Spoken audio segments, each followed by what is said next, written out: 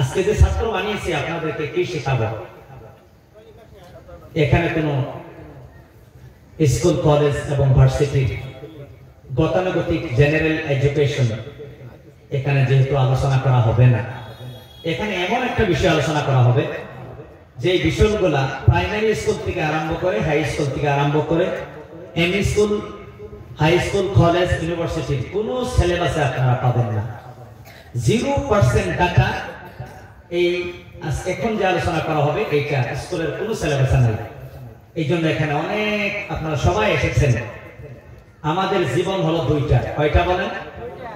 জীবন দুইটা, ইহকালীন জীবন এবং পরকালীন জীবন। ইহকালীন জীবনের জন্য স্কুল, কলেজ, ইউনিভার্সিটির শিক্ষা অত্যন্ত জরুরি, এটা আমাদের লাগবে। আপনারা বলেন ইহকালীন জীবন বেশি দীর্ঘস্থায়ী না পরকালীন জীবন চিরস্থায়ী? পরকালীন জীবন চিরস্থায়ী। যদি ইহকালীন জীবনের জন্য স্কুল, কলেজ, ভার্সিটিতে যদি লেখাপড়া করে জ্ঞান অর্জন না করলে বিপদ কিভাবে হয় আপনারা জানেন কি জানেন না? জানেননি? তাহলে চিরস্থায়ী জীবন সুখময় হওয়ার জন্য সেই সিলেবাসে লেখাপড়া করা দরকার আছে না? আসেনি? কালকে যদি গণিতের পরীক্ষা হয়, আজকে যদি আপনি হিন্দি গান প্র্যাকটিস করে পরীক্ষা দেওয়ার যান, গোল্ডেন ক্যাপ প্লাস নিয়ে পাস করবেন না গোড়া ডিম পেয়ে ফেল করবেন? বুঝলেন কি না? তাহলে মরণের পরে কবরে 3টা প্রশ্ন এবং হাসরে 5টা প্রশ্ন। 8টা প্রশ্নের উত্তর যাদের সঠিক হবে, they will be entered to the paradise, আল্লাহ তাদেরকে জান্নাতে ঢুকিয়ে দেবেন। বলেন সুবহানাল্লাহ। এবং তারাই সফলতা অর্জন করবে। আল্লাহ রাব্বুল আলামিন কোরআনে আমাদের বলেন, ফামান যুহজিহা আনিন নারি ওয়া উদখিলাল জান্নাহ ওয়া উদখিলাল জান্নাতা ফাকাদ ফাজ। রাব্বুল আলামিন বলেন, আখিরাতে জাহান্নাম থেকে যারা বাঁচিয়া জান্নাতে চলে গেল তারাই আল্লাহর নজদিক, তারাই সফলতা অর্জন করলো, they have succeeded, তারাই কামিয়াব হলো। বলেন সুবহানাল্লাহ। দুনিয়ার কোটি টাকা ইনকাম করা আল্লাহর কাছে সফলতার চাবিকাঠি নয়। দুনিয়ার মধ্যে বড় নেতা হওয়া আল্লাহর কাছে সফলতার চাবিকাঠি নয়। দুনিয়ার মধ্যে বড় বড় ডিগ্রি অর্জন করা আল্লাহর কাছে কোনো সফলতার চাবিকাঠি নয়।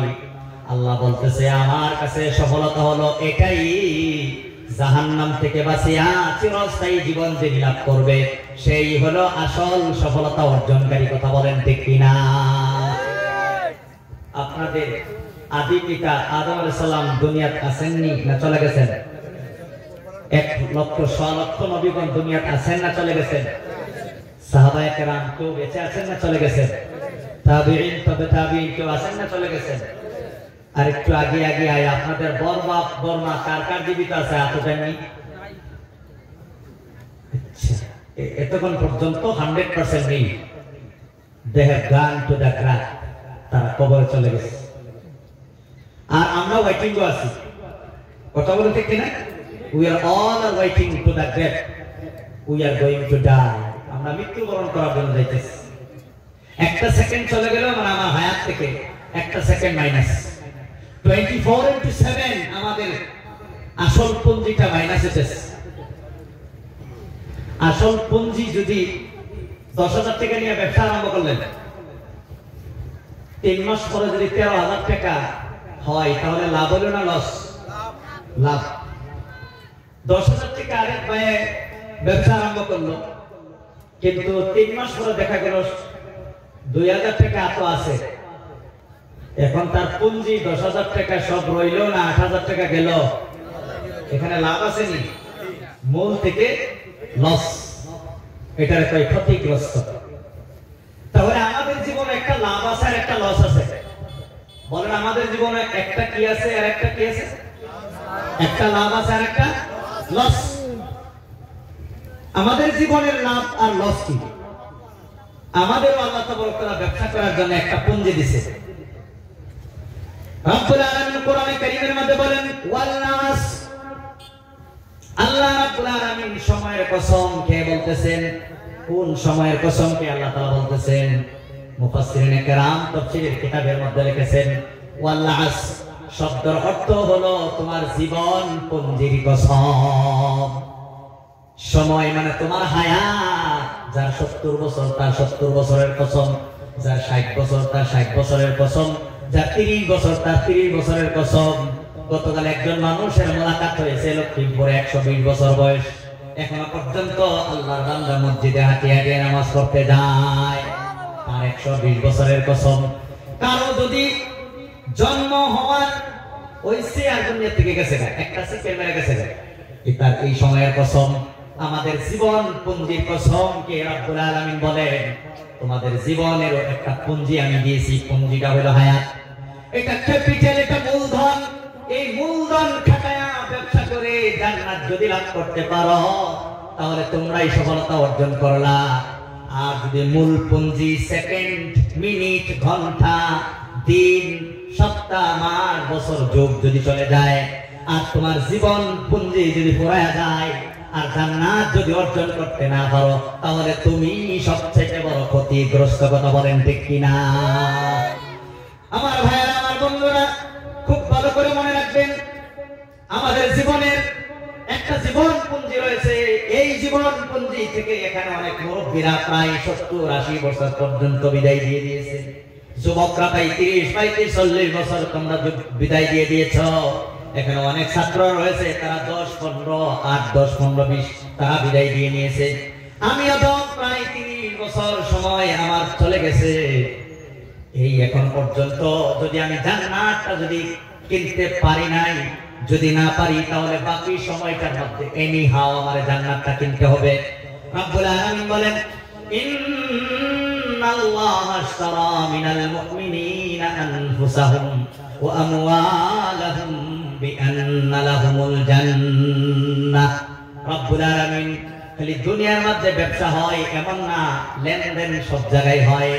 আল্লাহ লেনদেন আমাদেরকে শিখিয়েছেন, অ্যাকসেন্ট শিখিয়েছেন। ঠিক তদ্রুপভাবে বাংলা এবং আল্লাহর মধ্যে লেনদেন আছে।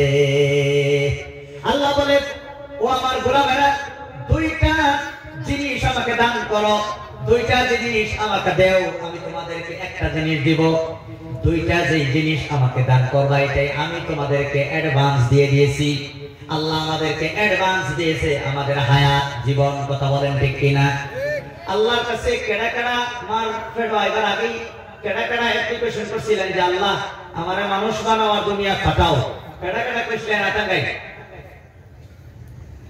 তাহলে বোঝা গেল এই জীবন আমরা অ্যাডভান্স আল্লাহর পক্ষ থেকে আমাদেরকে বড় একটা উপহার দিয়েছে। কথা বলেন ঠিক কিনা? দিছে না নাই? 2 নম্বর হলো আমাদের যে মাল, আমরা ভাবি এটা আমার হাতের কামাই। বাবা, তোমার হাত গোলা দিল কে? বলেন হাত কে দিছে? তাহলে হাত যদি আল্লাহ দেয়, তোমার হাতের কামাই কোন দুঃখে? যুক্তি বুঝছেন? যদি এটা আমার মাল, তুমি কে? তুমি যদি আল্লাহর হও তাহলে মাল তোমার হবে কেন? বুঝলেন নি? কথা বুঝে আসছেন? মানুষে কয় না এটা আমার জমিন। বাবা, তুমি যদি আল্লাহর হও তাহলে জমিন তোমার কেমনে হয়? সব তো আল্লাহর। কথা বলেন ঠিক কিনা? এখন একটা দেখেন, একটা ছেলের যদি কইন বাবা তোমার 200 টাকা দিলাম, থো লোক বলে না না না বাবা 200 টাকা দিলাম, 1000 টাকা নোট একটা দিতেছে। ছেলে যদি জ্ঞানী হয় তাহলে 200 টাকাই লয়া 1000 টাকা না করে দেব না 200 টাকা দিয়ে 1000 টাকা লইব? 1000 টাকা লইব না নাই? আল্লাহ তাআলা কয় জান্নাত দেও আর মাল দেও, এই দুটোটা আমি দিছি। আল্লাহ তাআলা কয় আচ্ছা ঠিক আছে, এই দুটো দেও আর আমার কাছ থেকে একটা জিনিস নাও। এইটা হলো দুনিয়া থেকে সবচেয়ে মিনিমাম, দুনিয়া থেকে 10 times bigger, the beautiful paradise. সুবহানাল্লাহ, দুনিয়া থেকে 10 গুণ বড় একটা জান্নাত তুমি নিয়ে নাও। বলেন সুবহানাল্লাহ। এই জন্য এই জীবন আল্লাহ দিয়েছেন। এই জীবনটা যদি আপনি এবং মাল যদি আল্লাহকে যদি আপনি দিয়ে দেন, তার অর্থ কি? জীবন দিয়ে দিবেন, মাল দিয়ে দিবেন, অর্থ কি? মানে জীবনটা আল্লাহর হুকুম মতে চালাবেন, মালগুলাও আল্লাহর হুকুম মতে খরচ করবেন। এই হইল লেনদেন। এই যারা যারা নিজের জীবন এবং দুনিয়ার ধন সম্পদ আল্লাহর দেওয়া পন্থা, আল্লাহ দেওয়া প্রসেস, রাসূলের সুন্নাত মোতাবেক যারা খরচ করবে, রব্বুল আলামিন তাদেরকে জান্নাতের অধিকারী বানিয়ে দিবেন। বলেন সুবহানাল্লাহ। এখানে মাহফিলগুলো যে কথা আলোচনা করা হয় এটা হলো জাহান্নাম থেকে বাঁচো, জান্নাতের দিকে চলো।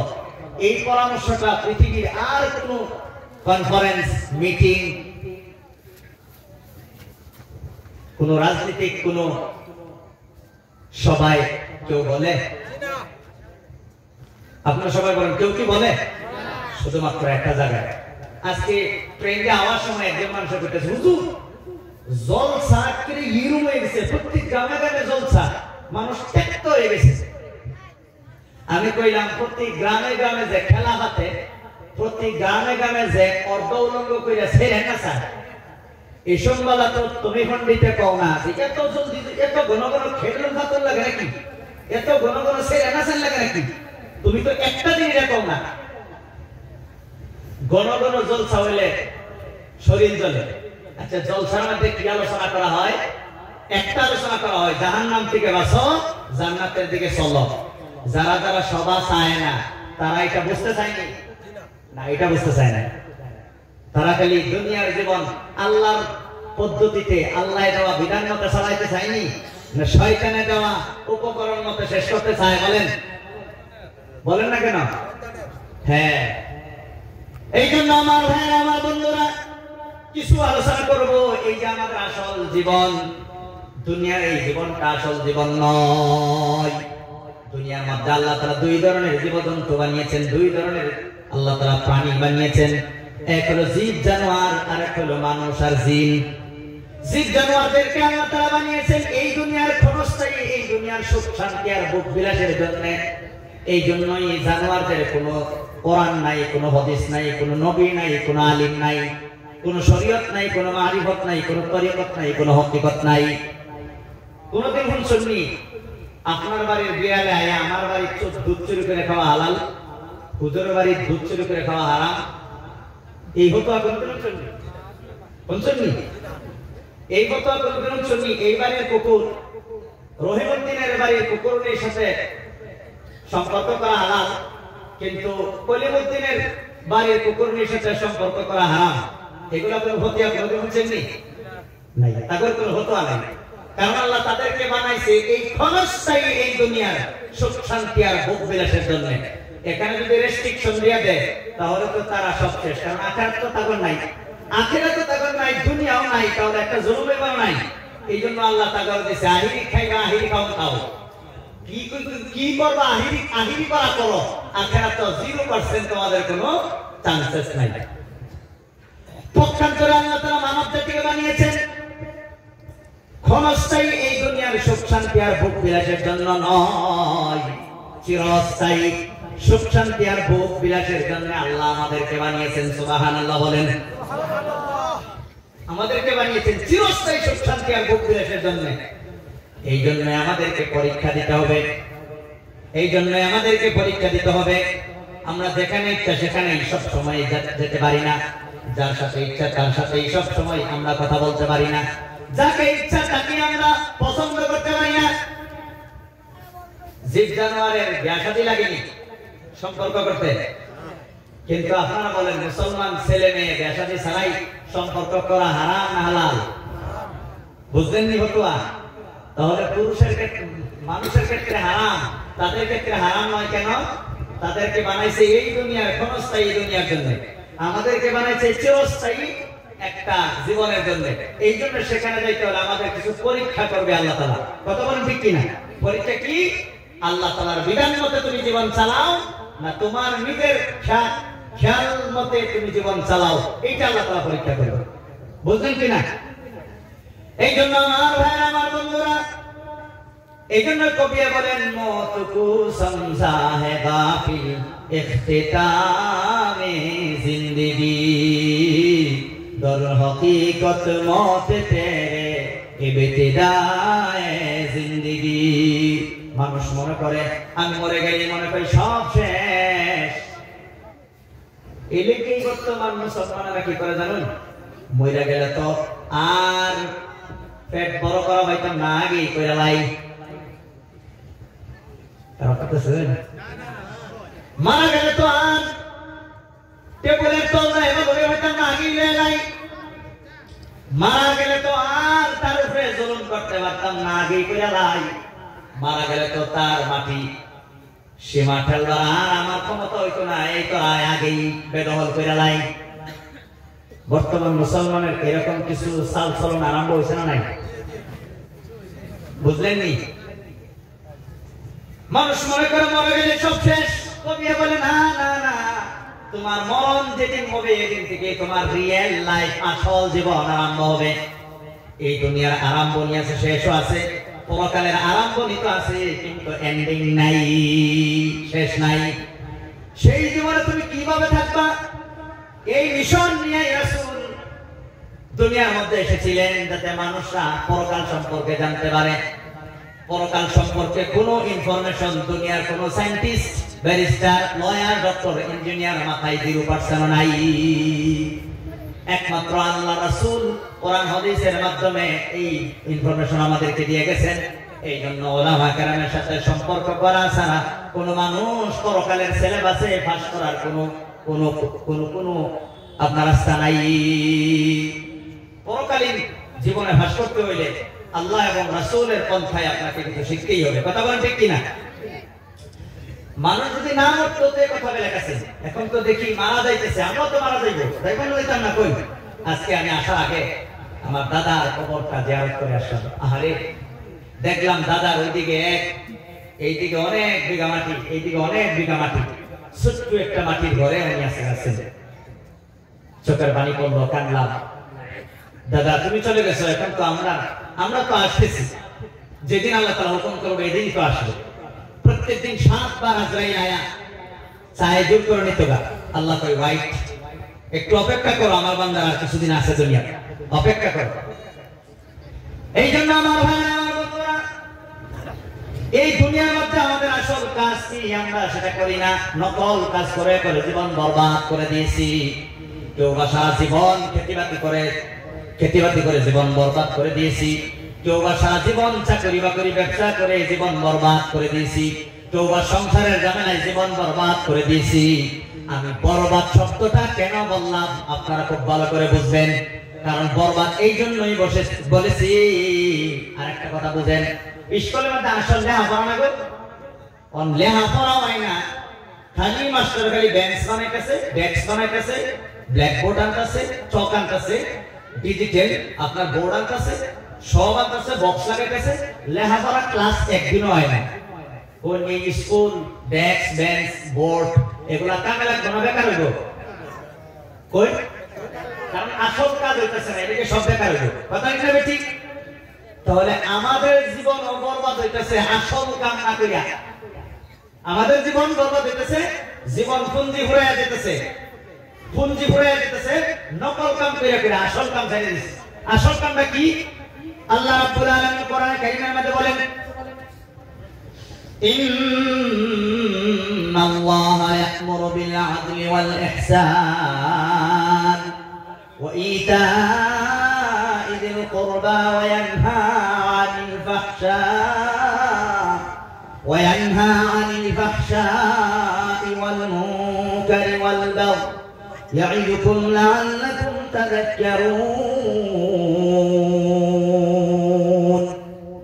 আল্লাহ রাব্বুল আলামিন সূরা নহলের 90 নম্বর আয়াত আপনাদের সবার পরিচিত প্রত্যেক জুম্মার দিন দ্বিতীয় খুতবা শেষ করার আগে ইমাম সাহেব এই আয়াত তেলাওয়াত করে কথা বলেন ঠিক কিনা এই আয়াত পড়ার সঙ্গে সঙ্গে মানুষে বুঝে ফেলে এখন খুতবা শেষ এখন দাঁড়াইতে হবে আপনারা জানেন কিনা এই আয়াত পড়ে ইমাম সাহেব খুতবা শেষ করে এই আয়াতের মধ্যে আল্লাহ তাবারক তাআলা আমাদের আসল কাজ কি ইমাম সাহেব ওয়ার্নিং দেয় প্রত্যেক জুম্মা after 7 days once imam sahab actually gives the warning to all of you প্রত্যেক মুসলমানদেরকে ইমাম সাহেব প্রত্যেক সপ্তাহে একদিন করে ওয়ার্নিং দেয় যে আসল কাজ তোমরা করো আসল কাজ কি ইন্নাল্লাহা ইয়া'মুরু বিল আদল আল্লাহ তোমরা ইনসাফ করো এই ইনসাফটা হইল সবচেয়ে বড় আসল কাজ দুনিয়ার মধ্যে।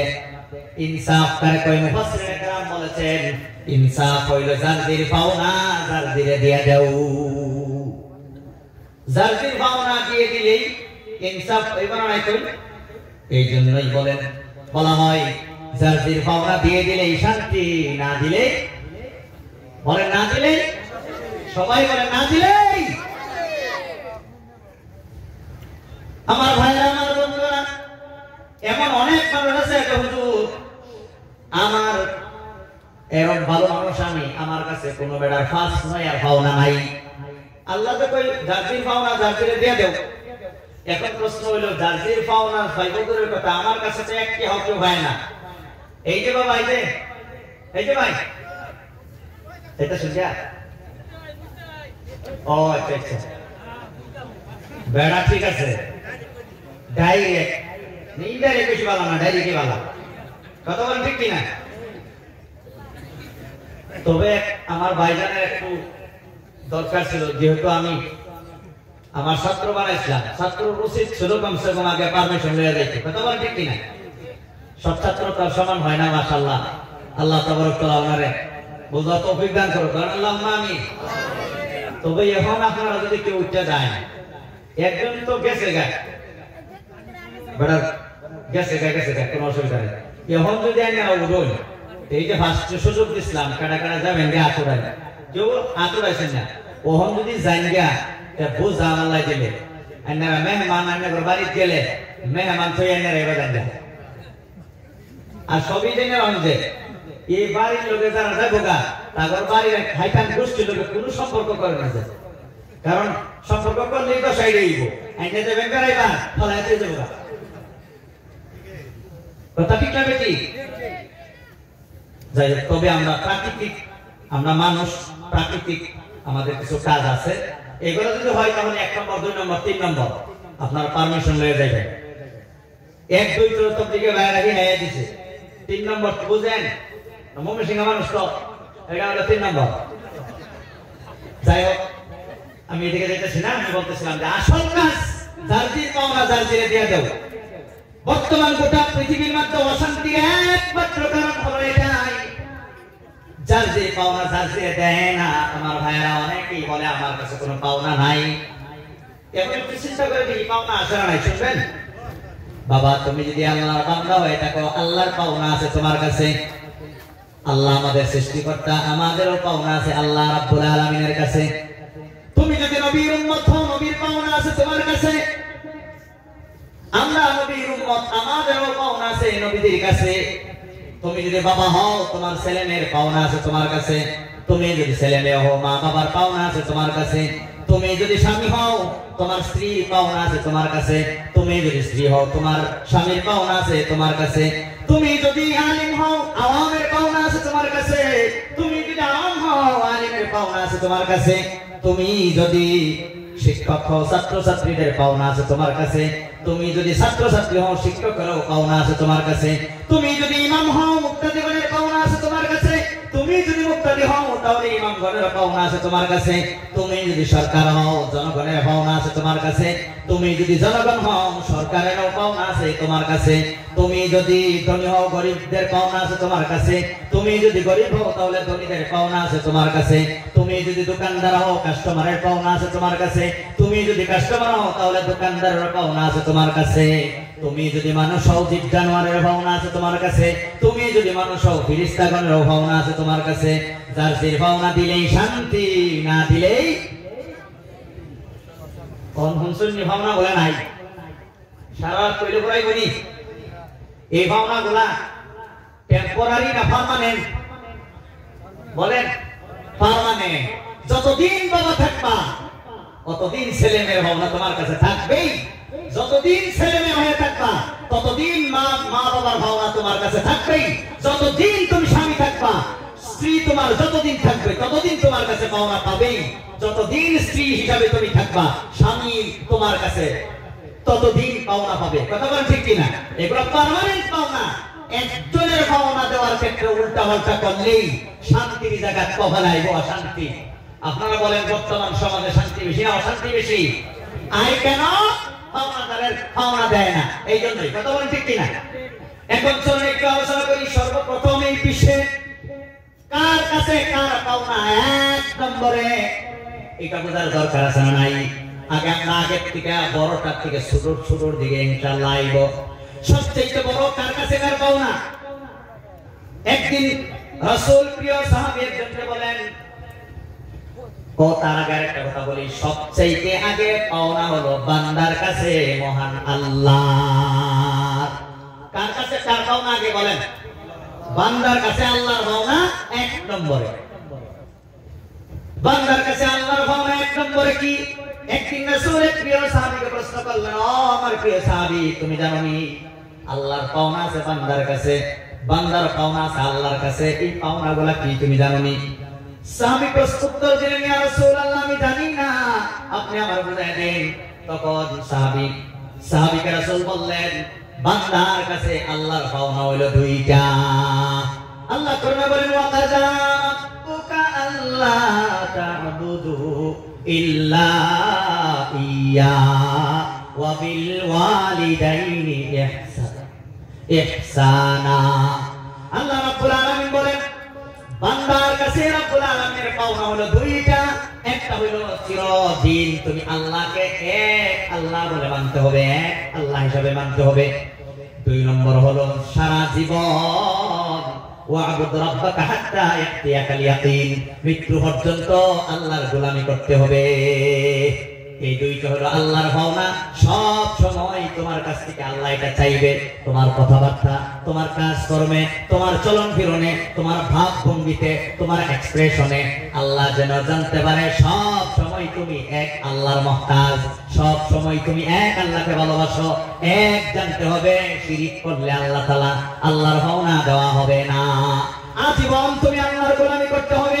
এখন মুসলমানরা সব কিছু করে, খাওয়া দাওয়াই সব ঠিক, ঘুমানির মধ্যেও ঠিক, মোবাইল টিপার মধ্যেও ঠিক, মদ খাওয়ার মধ্যেও ঠিক, ড্রাগস খাওয়ার মধ্যেও ঠিক, খাইতে করার মধ্যেও ঠিক, গালি দেওয়ার মধ্যেও ঠিক, আত্মাশি বদমাশি করার মধ্যেও ঠিক, খালি বেঠিক, খালি নামাজের মধ্যে বেঠিক, খালি হজ যাকাতের মধ্যে বেঠিক, মানে কোরআন শেখার মধ্যে। কথা বলেন ঠিক কিনা?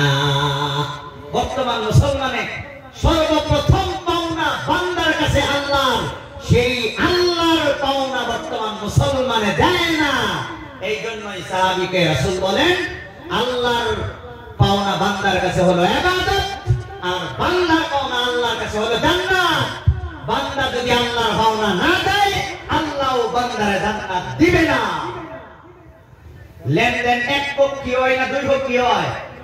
দোহানো গিয়ে যদি কোন ভাই তোমার দোহানো যাকে সব গেলাও গাড়ি লয়ে আইছি, দোহানি কো ভাগে পয়সা হিসাব করো, পয়সা তো নাই, খালি দেও, দিবনি না এবার ধরে ওড়াই দেব, বুঝছেন নি? ওহন আমরা আল্লাহর ইবাদত করি না, কিছুই মনে মনে বলে দিছি আমি Muslim and I go to the Jannatul Firdaus. Wow, আমি তো মুসলমান, জান্নাতুল ফিরদাউস আমি বসবাস করাম, কাম একটাও করে না। কেউ যদি কয় ওযু না করে, যদি কই ওযু কই আছি, এটা ওযু হইল নি? কোন তো হইছে নি? দোহান লাগি না দে, যদি কই দোহান লাগ যাচ্ছি হইল নি? এটা দেওয়া কই না কে? তাহলে কেউ যদি আল্লাহর নামাজ সপ্তাহের মধ্যে প্রতিদিন 5 ওয়াক্ত নামাজের মধ্যে 1 ওয়াক্ত নামাজই পড়ে না, আবার ইহা কই আমি আল্লাহর ভালোবাসি, এটা আল্লাহর ভালোবাসা হইল কই না কে? আল্লাহর ভালোবাসা বর্তমান মুসলমান দেয় না। এই জন্যই আল্লাহ মুসলমানের ভাবনা বর্তমান দিতেছে না। কথা বলেন ঠিক কিনা? যেই দিকে যাই এই দিকে আমাদের অশান্তি, যেই দিকে যাই এই দিকে আমাদের অশান্তি। বলুন, বাপে পুতের দিকে নারাজ হয়েছে, এমন নারাজ হয়েছে পুতের দিশকিল না ভাইয়া গেছে মাদ্রাসা, হুজুর গেছে, হুজুর একটা বুখারী খতম মানছি, আরেকজন দিকে কই একটা কোরআন খতম মানছি, কিয়া বাপে আমার দিকে বিরাট রাগ করছে, একটা বুখারী খতম করে দেন, একটা কোরআন খতম করে দেন বাপ, যাতে আমার উপরে খুশি হয়ে যায়। ধরেন হুজুররা তার কথা মতে বুখারী খতম করলো, 10 খতম কোরআন পড়লো, আরো কিছু দোয়া সওয়া করলো, ওই বাপ রাজি হইব? ওই রাজি হইব? আমার মনে হয় না বাপ রাজি হইব বলিয়া। কারণ এই বুখারী খতম, কোরআন খতম, 10 খতম 20 খতম না করে যদি সেরায়া বাপের হওয়া হইয়া যদি একটা শিখের মাত্র দেখবেন 1 সেকেন্ডে কাম সফল। কথা আছে না মিছা? বাপ ওই হইছে বেরাজি, হ্যাঁ সলিউশন বিছাইগা তার খালো রেখে কয় একটু বাবার একটা নিটু একটু আমার মাফ করে দিত। তখন খালু তখন আয়া কইব যে তার একটু মাফ করে দাও, তখন বাবা কইব স্যার কইব আমার কাছে আমলা করে তোর খালুর কাছে মাফ করে দা। কথা আছে না মিছা? কই ফালছি আমি, আমার কাছে আইবি না, তোর খালুর কাছে গেছস গা, তোর খালুর বুগুলো তুই যা, আমার কাছে তোর কোনো জায়গা নেই। আল্লাহ আমাদের আল্লাহ রাব্বুল আলামিন আমাদের বাবার মতো। আল্লাহর কোন ছেলে মেয়ে নাই, তবে বুঝাইবার জন্য বলতেছি আল্লাহ রাব্বুল আলামিন আমাদের বাবার মতো। আল্লাহ রাব্বুল আলামিন আমাদের থেকে নারাজ হয়ে গেছে, আর আমরা কি করতেছি? বুখারী খতম করতেছি, কোরআন খতম করতেছি, কে লিগা? আল্লাহ রাজি হইবে লিগা। সিজদা একটাও দেই না, আল্লাহর হাওয়া করি না, আর এনকে বুখারী খতম হয়, কোরআন খতম হয়, এটা শান্তি হইতো। এদিকে বুখারী খতম আর কোরআন খতম যত হইতাছে ও শান্তি আর বেশি হইতাছে। কথা আছে মিছা? কই উচিত আছে সব হইয়া এ টু জেড শুরু থেকে বড় পর্যন্ত পুরুষরা মসজিদ, নারীরা ঘরের ভিতরে। আল্লাহ সিজদাত যদি আসামের মধ্যে যতটি মুসলমান আছে ওখানে যদি এশার নামাজটা আজকে সবই যদি হইয়া হইতে, কালকা দেখবেন সারা দুনিয়া উঠে গেছে। কথা ঠিক না বেশি? কই নামাজ 97% মুসলমান আমরা পড়ি না, আর আমরা কইতাছি আল্লাহ আমরা দেখে না কে। আইনা যদি আইনের বন্ধু 10টা কথার মধ্যে 9টা ফেলাইয়া দিন, এই বন্ধু আইনের আয়াসমা দিত না? ঠিক বন্ধুত্ব ভালো করে থাকতো না? না থাকতো না? থাকতো না? তাহলে এটা যদি আমরা বুঝি, তাহলে আল্লাহর সব বিরোধিতা আমরা করতেছি, আর ভাবি আল্লাহ আঙ্গুরের মহব্বত করে না কেলিগা, আঙ্গুরের বেশি গালি দেয় কেলিগা, আঙ্গুরের বেশি এত নেগলেক্ট কেলিগা করে, নেগলেক্ট করে। এটা মানুষের স্বভাবে না নিজের স্বভাবে? হ্যাঁ, আল্লাহু ওয়ালিউল্লাযিনা আমানু, আল্লাহর মুমিনের বন্ধু। আল্লাহ যদি মুমিনের বন্ধু হয় তাহলে আমাদের উপরে অশান্তি আয় কেন? বোঝা গেল আমি আল্লাহর বন্ধু হতে পারি নাই, ঈমানদার হয়তো আমি হতে পারি নাই। আল্লাহ ওয়াদা করেছেন, আল্লাহর ওয়াদা হক, ওয়াদাল্লাহি হাক্কুন, আল্লাহর ওয়াদা হক। আল্লাহ মুমিনের বন্ধু। মুমিনের যদি আল্লাহ বন্ধু হয় তাহলে সেই মুমিনকে কেউ গালি দেওয়া সাহস আসেনি। কোন আমার ভাইরা, আমার বন্ধুরা, খুব ভালো করে বুঝেন, আল্লাহ যদি আমার বন্ধু হতো, আপনার বন্ধুর সামনে কেউ যদি আয়া আইনের যদি মুসুম দে আইনে ছেড়ে দে ভাই, না দুইজন মিলে হারে করবে ভাই, কই না কে? আপনার বন্ধুরে কেউ আইতাছে অপমান করবার লিগা, আইনে হইনা বয়ে বয়ে তামসা দেখ পাই না ফিরাই যায়, তাহলে আমরা যদি আল্লাহর বন্ধু হইতাম তাহলে আমাদের উপরে খালি গজব। বন্ধু আয়া ফিরাই না কে? তখন কোন বন্ধু রাজি না বেরাজি? বেরাজি কে লিগা? আমরা উনার ভাওনা আমরা দেই না। এই জন্য আল্লাহ কয় আল্লাহর ভাওনা দিয়ে দেও, দিলেই ভাইবা শান্তি, না হলে হইব শান্তি। এইগুলা কথা বোঝার 2-4 জনের জরুরত না সব মুসলমানের জরুরত? ওহন যারা কয় খালি ঘন ঘন জলসা হইতাছে, এটা যাওয়া কাম নাই। ওহন তারা কি কই? তারা আল্লাহর ভাওনা আসলে দিতে চায় না, খালি হইয়া থাকবার চায়। কই না কে? এই জন্য আমার ভাই, আমার বন্ধুরা, আল্লাহর পাওনা আমাদেরকে দিতে হবে। আল্লাহর পাওনাটা হলো আমাদের জীবনের আসল কাজ। এই কাজটা যদি মুসলমান করিয়া যায় পাইবে জান্নাত। আসল কাজ আর নকল কাজ আমি অনেক জলসার মধ্যে উদাহরণ একটা দিই, ভালো করে মনে রাখবেন। এই যে আজকে আসল ওয়াজ না গো, ওয়াজ শুনবা লিখাইছেন না? ওয়াজ শুনবা লিখাইছেন, তাহলে মাইকাইছেন কে লিখা? প্যান্ডেল বানিয়েছেন কেন? স্টেজ বানিয়েছেন কেন? তোলে খেয়ে বিছিয়েছেন কেন? পোস্টারিং করবেন কেন? উত্তর কি? উত্তর হইল হুজুর, আসল হইল ওয়াজ। মাইক আনছি ওয়াজের সুবিধার জন্য। কথা বলেন ঠিক কিনা? যদি মাইক না থাকতো লাস্টে যারা বসবে তারা শুনতে পাবে না, আমাদের মা বোনরা ঘর থেকে কিছুই শুনতে পাবে না। কথা বলেন ঠিক কিনা? মাইক না থাকলে আপনার জোরে জোরে বলার কারণে গলা ভেঙে যাইব, জলসা একটাতে আপনার শেষ বাদের দিনার কথা বলতে পারবেন না। আমরা মাইকটা দিয়েছি আপনাকে ওয়াজ করার সুবিধার জন্য, কথা বলেন ঠিক কিনা? প্যান্ডেল বানিয়েছি ওয়াজের সুবিধার জন্য, স্টেজ বানিয়েছি ওয়াজের সুবিধার জন্য, জেনারেটর আনা হয়েছে ওয়াজের সুবিধার জন্য। মাইকের নাম ওয়াজ না, কিন্তু মাইক আনা হয়েছে ওয়াজের সুবিধার জন্য, কথা বলেন ঠিক কিনা? এখন যদি ওয়াজ হয় তাহলে কমিটি মাইকের জন্য যে খরচটা দিবে এটা বেকার হবে না, কামে লাগবে কোন? জেনারেটর আনিয়ে যে পয়সাটা খরচ করছে ওয়াজ হইলে মানুষে আল্লাহর দিন বুঝলে এটা কাজে লাগবে না, বেকার হইব। এখন যদি ওয়াজ না হয়, বক্তা হইছে না, ওয়াজ হইছে না, প্যান্ডেল বানায়া মাইকের না, জেনারেটর না, লাইটিং করে খালি সাজায় তৈরি দিছে, ওহর এটা কাজে লাগবে না, টোটালি বেকার হইব। বেকার এটা কি গো?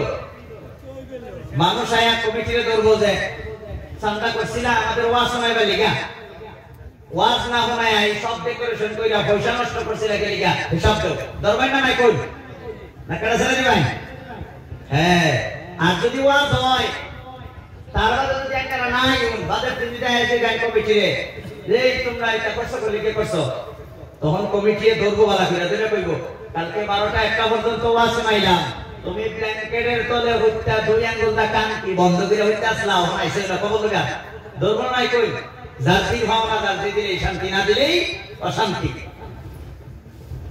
ঠিক তদ্রুপভাবে দুনিয়ার মধ্যে আমাদের আসল কাজ কি? আসল কাজ হলো ইবাদত। আল্লাহ বলেন ওয়া মা খালাকাতুল জিন্না ওয়াল ইনসা ইল্লা লিয়াবুদুন। আল্লাহ বলে আমি জিন আর ইনসানকে বানাইছি শুধু আমার ইবাদত করার জন্য।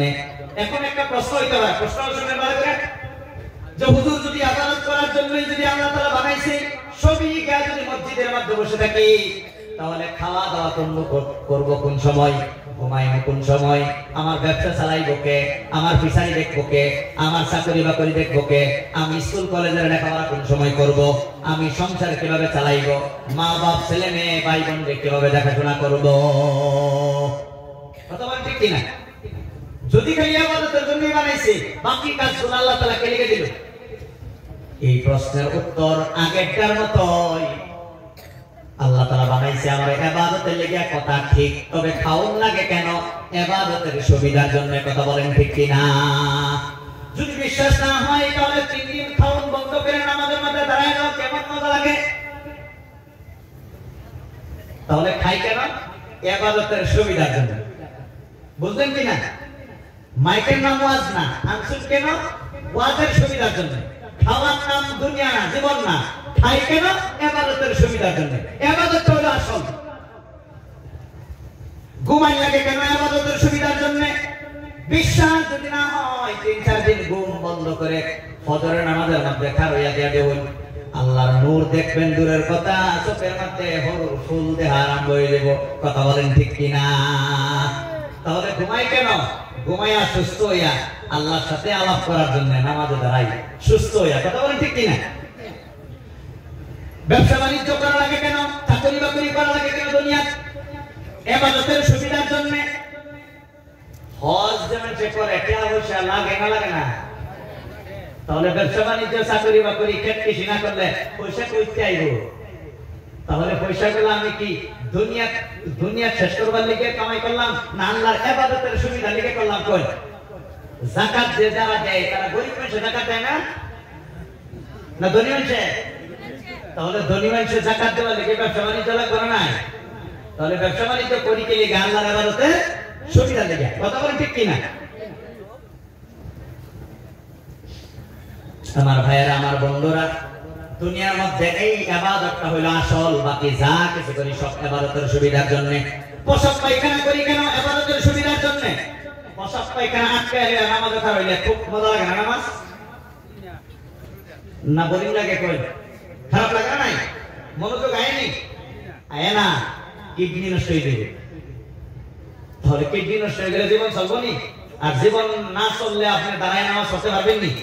তাহলে দুনিয়ার সবকিছু আমরা করি একটা কাজের জন্য, শুধুমাত্র এটা হলো আল্লাহর ইবাদত, আল্লাহর হওয়া দিবার জন্য সবকিছু আল্লাহ তাআলা ব্যবস্থা করেছে। আল্লাহ রাব্বুল আলামিন দুনিয়ার মধ্যে রিজিক দিয়েছেন, তোমরা খাইবা আর ইবাদত করবা। রাত্র দিয়েছেন ঘুমাইবা, আবার সুস্থ হয়ে ইবাদত করবা।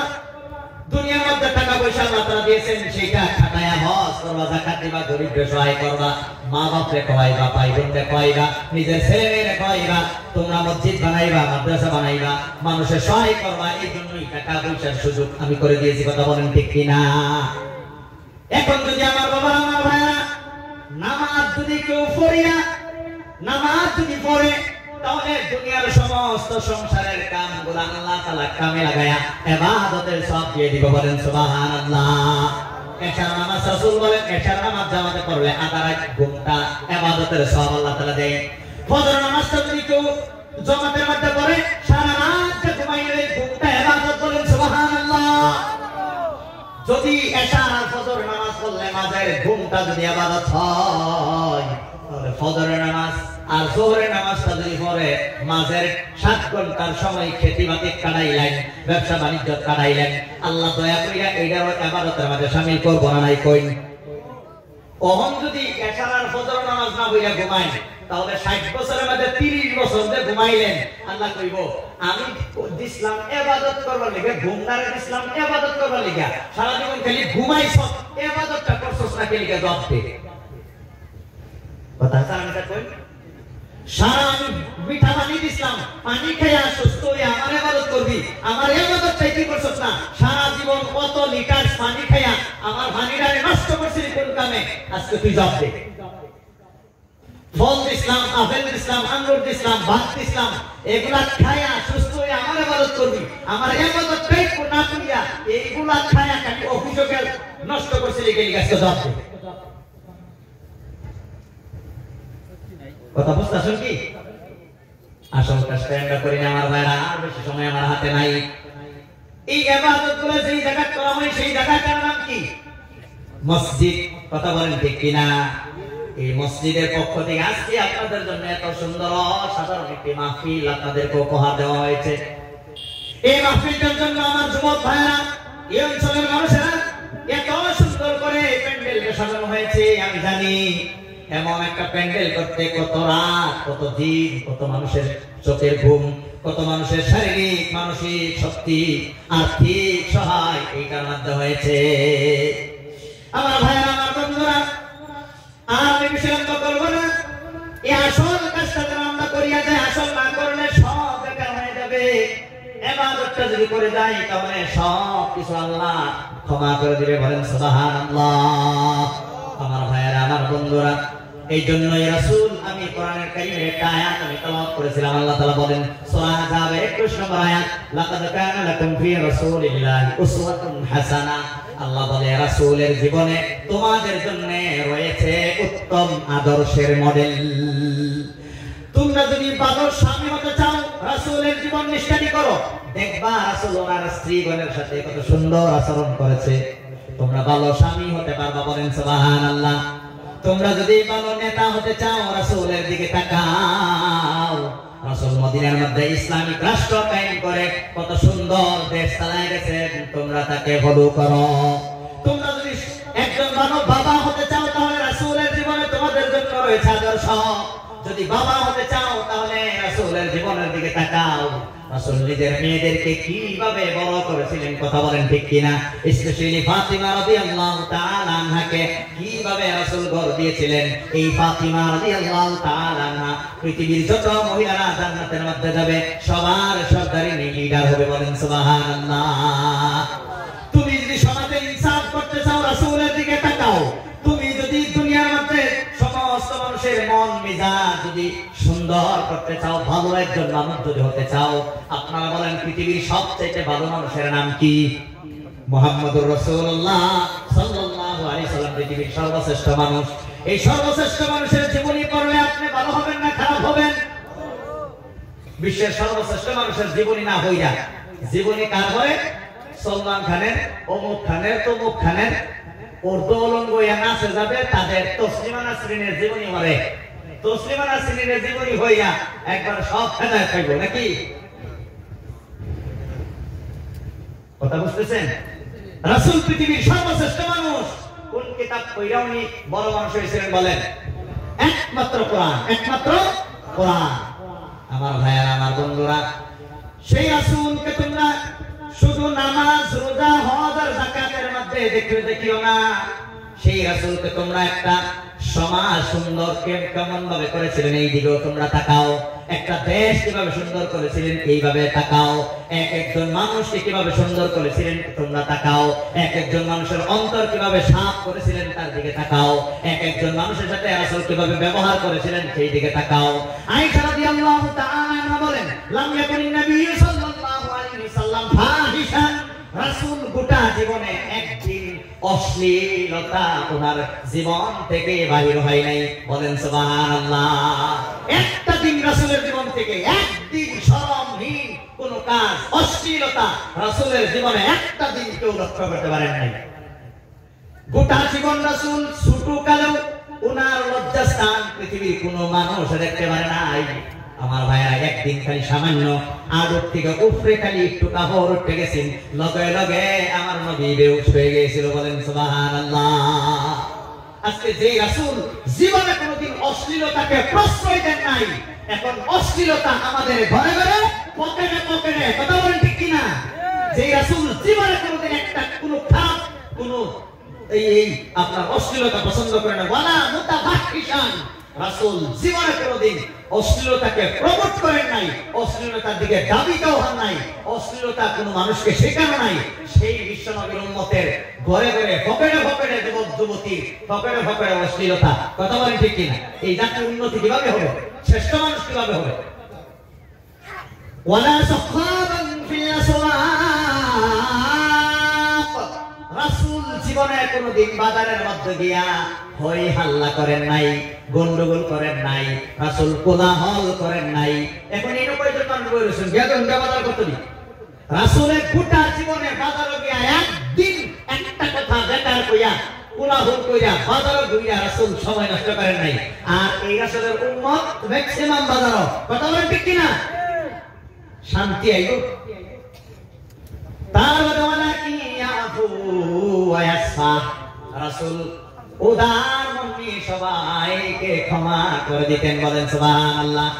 আর আজকে আমরা ক্ষমা করি না, ভাইয়ের ভাইয়ের সাথে কথা বলি না, স্বামী স্ত্রীর সাথে রাগ করে 3 মাস কথা বলে না, আশকোশির সাতাইতে প্রত্যেকদিন আশকোশির দালালি খতম করে মরে যেতাম আমি। কথা হাজার আমি কই। আর রাসূলের আশকোশি রাসূলের দেখতে পেয়ে আরে এই হলো ডিফারেন্স। আমাদের কপালে শান্তি নাই, এই হলো ডিফারেন্স। পাওনা আমরা দেই না। উদার মনে রাসূল মাফ করে দিতেন। আমার ভাইরা, আমার বন্ধুরা, একটা কথা খালি শিখাই আমি আর বেশি লম্বা করব না। এই দুনিয়ার মধ্যে রাসূলের চরিত্র ছিল উত্তম চরিত্র। কি চরিত্র বলেন? উত্তম চরিত্র।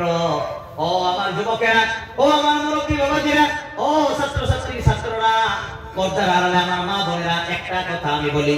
এখন আমাদের আপনার মুখ্য অতিথি সাহেব আসলে আমি আর লম্বা করতে চাইতেছি না। আমার ভাইরা, আমার বন্ধুরা, গোটা দুনিয়ার মানুষের চরিত্র হলো 4 ধরনের। কয় ধরনের বলেন? সবাই হাত তোলেন। কয় ধরনের? 4 ধরনের। এই ওয়াজটা যদি মনে থাকে আর জীবনে কোনোদিন ওয়াজও না হইলেও আশা আছে ইনশাআল্লাহ জান্নাতে যাবেন। মনে রাখবেন যে খালি 1 নম্বর চরিত্র, 2 নম্বর চরিত্র, 3 নম্বর চরিত্র, 4 নম্বর চরিত্র, আর তার ফলাফল দিবেন না। খালি যদি মনে রাখতে পারেন, যদি মনে না থাকে তাহলে রেকর্ড করতে পারেন, যাতে যাদের কাছে মোবাইল নাই, যারা রেকর্ড করে তাদের কাছে হুন্নাও যাতে আপনারা এটা মানতে পারেন। 1 নম্বর চরিত্র হলো অসৎ চরিত্র। কি বললাম? অসৎ চরিত্র। 2 নম্বর হলো সৎ চরিত্র। 2 নম্বর সৎ চরিত্র। অসৎ আর সৎ মনে থাকতো না? 2টা হয়ে গেল। 3 নম্বর হলো মহান চরিত্র। 3 নম্বর কি? মহান চরিত্র। 4 নম্বর হলো উত্তম চরিত্র। ওখানে আমার লগে এক লগে কইলাম, আমার লগে 1 নম্বর অসৎ চরিত্র, 2 নম্বর সৎ চরিত্র, আরো জোরে 3 নম্বর মহান চরিত্র, 4 নম্বর উত্তম চরিত্র। অসৎ চরিত্র কারে কয়? খালি এইটা মনে রাখুন যে বাকি মনে থাও করাটাও 1 নম্বর কথা মনে রাখুন যে অসৎ চরিত্র কারে কয়। আমার ভাইয়েরা, আমার বন্ধুরা, অসৎ চরিত্র হইল কেউ যদি একজন আরেকজনকে অন্যায় ভাবে যদি কষ্ট দেয়, অন্যায় ভাবে যদি গালি দেয়, অন্যায় ভাবে যদি জুলুম করে, অন্যায় ভাবে যদি পয়সা আত্মসাৎ করে, অন্যায় ভাবে যদি একজনে আরেকজনকে গালি দেয়, অন্যায় ভাবে একজনে আরেকজনের মাটি বেদখল করে, অন্যায় ভাবে একজনে আরেকজনকে যদি আপনার ঝামেলার মধ্যে ফেলায়, এই তাদের চরিত্র হলো অসৎ। তাদের চরিত্র কি? অসৎ। অসৎ চরিত্র অধিকারী যারা হইব, তারপর ফলাফলটা একটু মনে রাখুন যে অসৎ চরিত্র অধিকারী যারা হইব তাদের দুইটা বড় বড় লস হইব। কয়টা বড় বড় লস? দুইটা লস। নাম্বার 1, এক নম্বর লস হইল তার সারা জীবনে যত আমল কইরা, যত সব আমল নামা মানে সঞ্চয় করছেন, যার লগে অসৎ ব্যবহারটা করছে, কিয়ামতের দিন তারে সব জ্বালানি লাগবো।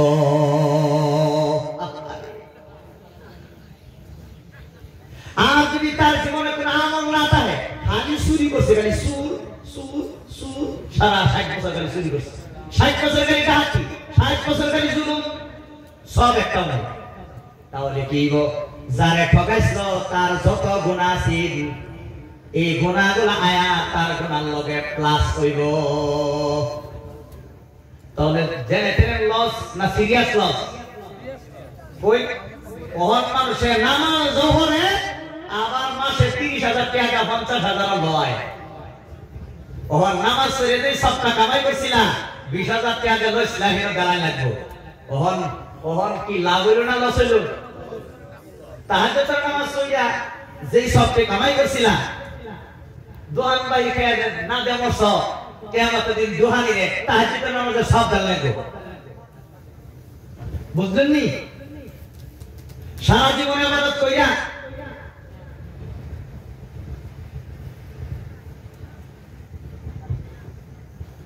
খেতের মধ্যে গেহিরা বাতর কাটটা 4 আঙ্গুল বাড়াইছে, অনেকদিন আগে, ওহন আর বাড়ায় না, কিন্তু ওহন বেচারা হজ করছে, উমরা করে, তসবিহ মুড়ি দিয়েছে, সবকিছু করে, দান ফেরত করে, সবকিছু করে, কিন্তু এই যে 4 আঙ্গুল দিয়ে বাড়াইছে সেটার কোনো খবর নাই। তোমার সারা জীবনের ইবাদত এই যে 4 আঙ্গুল যেই বেড়ার কাছ থেকে নিচ লাগা তারাই তারা লাগবে। তাহলে কই এক কথাই আউলিয়া থেকে দেউলিয়া হয়ে যাব কিয়ামতের দিনে। এটা সবচেয়ে, এই ব্যাপারে রাসূল সবচেয়ে চিন্তা করে গেছেন দুনিয়াতে।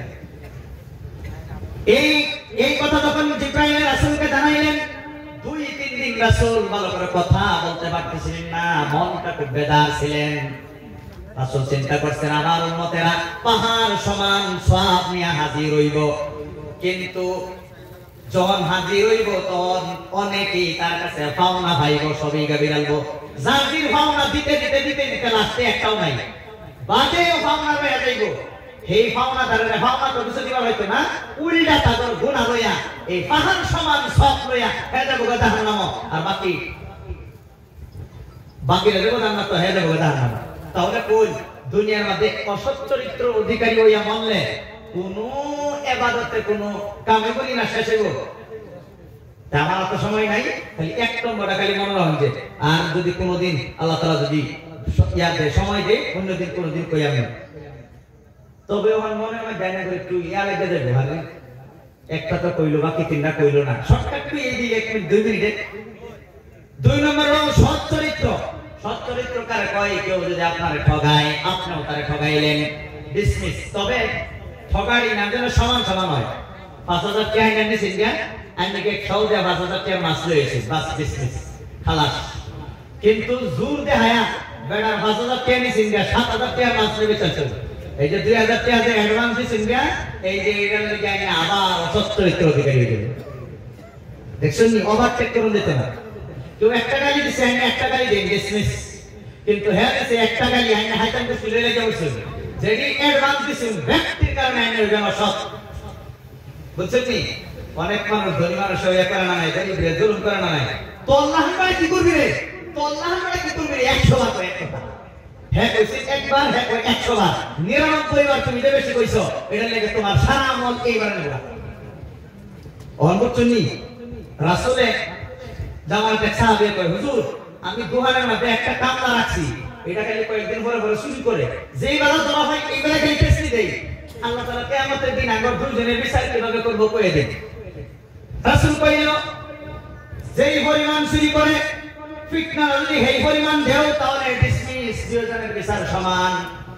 আর যদি চুরি যদি করে কম আর তুমি ফিতনা যদি বেশি দেও তাহলে তুমি অসৎ চরিত্রের অধিকারী।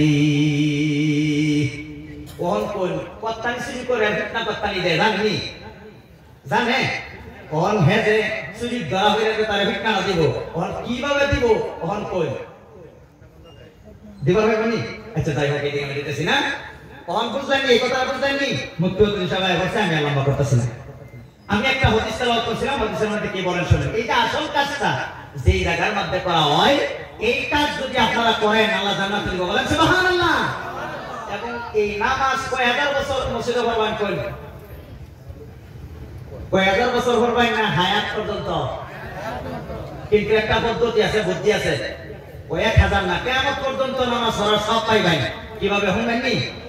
হ্যাঁ ওইটা দেখবেন তো বড় কিন্তু পেনশন দিতে থাকবো। আচ্ছা সরকারে যদি 60 বছর চাকরি করার লগে লগে বাসা পর্যন্ত যদি বেড়ারে বেতন দেয় পেনশন দেয় না গো? পেনশন দেয় কয় ডিউটি করা সারাই কি বেতন ভাই পেনশন।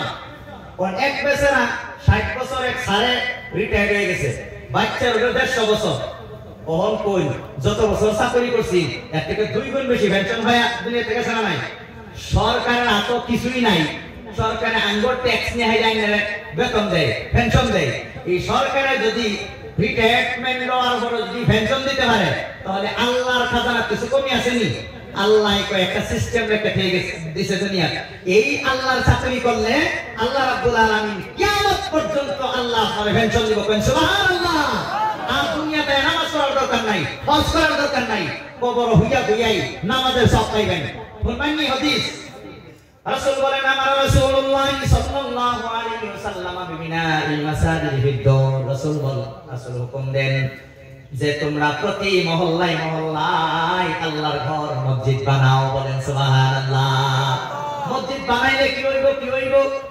যেই মসজিদ তুমি বানায় যাইবা, যে মাটি দিব, যে বানায় চলে যাইব, এই মসজিদও কিয়ামত পর্যন্ত সব মানুষ যত মানুষ নামাজ পড়বো সব মানুষে নামাজ পড়িয়া পাইব যত পুরস্কার। যারা বানায় হয়ে গেছেন আর যারা মাটি দেয়া হয়ে গেছেন তারা এক এক জনে পাইব সবার সমান পুরস্কার। সুবহানাল্লাহ। কারণ সারা লাগাইতে গেছে তারা, সারা লাগাইতে গেছে তারা। কথা বলেন ঠিক কিনা? আমার ভাইরা আমার বন্ধুরা, কেউ যদি ইনভেস্ট করে 5 লাখ টাকা দিলাম তুমি ব্যবসা করো, লাভ হইলে আমি যে টাকা দিলাম আমার লাভের অংশ দিব না নাই? কই দিব না নাই? কারণ আমি সারা লাগাইছি এটা লাভ দেব, এটা আমার মধ্যে আইবই, আইব নাই? এই জন্য রাসূল বলে তোমরা প্রতি মহল্লায় মহল্লায় মসজিদ বানাও। ওয়া আনতুরাদ্দাফা ওয়া তুতাইয়াব, মসজিদকে সুন্দর করো, ডেকোরেশন করো, সাফ সুতরা রাখো। সুবহানাল্লাহ। মসজিদ বাংলাতে তো আমার আইফেলে সাফ সুতরা হইব না সুন্দর করলে সাফ সুতরা হইব? কই কই না কেন? মসজিদ এই প্লাস্টার করে ফেলে দিলে সুন্দর দেখা যাবে না প্রোটিন কেকটা কালার করলে সুন্দর হইব? কই মসজিদ তলে নরমাল ফ্লোর করলে সুন্দর দেখা যাবে না মার্বেল মতন লাগাইলে সুন্দর হইব? কই রাসূলকে কানা কানা বলা হয় না টাঙ্গাই? এই রাসূলে কইতাছে মসজিদ বানাও। রাসূলের জীবনের মিশনই ছিল মসজিদ বানানি। রাসূল আজকে দুনিয়ার মধ্যে নাই। মসজিদে নববী আছে আছে না নাই? মসজিদে কুবা আছে না নাই? এই মসজিদে নববী এক রাকাত নামাজ পড়লে 50,000 রাকাতের সব সমান সব পাওয়া যায়। বলেন সুবহানাল্লাহ। চিন্তা করে দেখেন কিয়ামত পর্যন্ত কত কোটি কোটি বিলিয়ন ট্রিলিয়ন মানুষ এই জায়গায় নামাজ পড়বে না নাই? সবই নামাজ পড়িয়া ভাই কত পুরস্কার। আবু বকর রাদিয়াল্লাহু তাআলা আনহুর পয়সা দিয়া 2 জনকে 3 ইহুদি এতিম ছেলের কাছ থেকে রাসূল জায়গাটা কিনিয়া এই জায়গায় মসজিদে নববী বানাইছিল। এই কিয়ামত পর্যন্ত সব মানুষ মিলিয়া ভাই কত পুরস্কার। আমাদের নবীজি আবু বকর এবং ওনার সাথে যে সমস্ত সাহাবায়ে কেরাম মসজিদ বানাইছিল তারা এক এক জনে পাইব তাদের সব মানুষের মতো পুরস্কার। সুবহানাল্লাহ।